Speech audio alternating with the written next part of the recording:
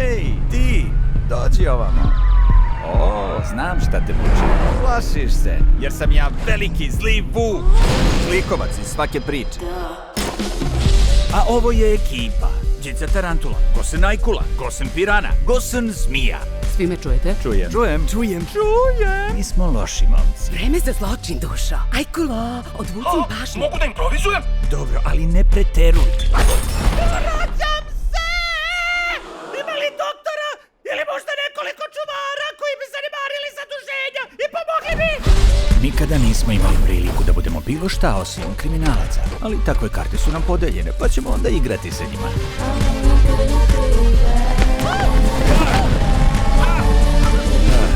Evo, da vam pomognem.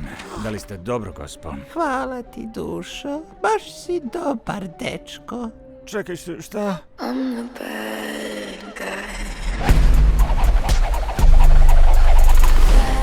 Si dobar, brate? Dobar sam, da.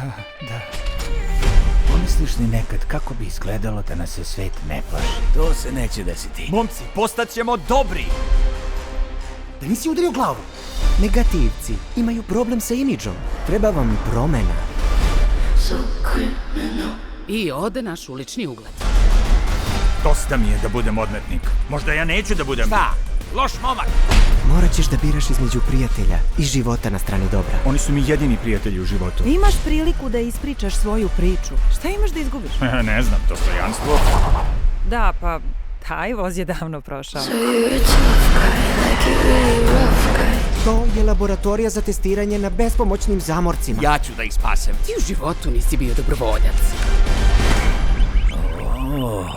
Hajde, Zmijo, otvaraj. Opušteno, ova vrata su komplikovana. Zmijo! Da li me zezaš? Trebalo je da ih spasiš, ne da ih pojedeš. Ma rekao bih da su otišli na bolje mesto.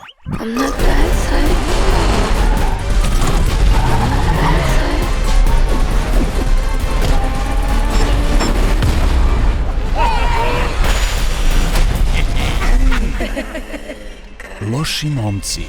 Uskoro.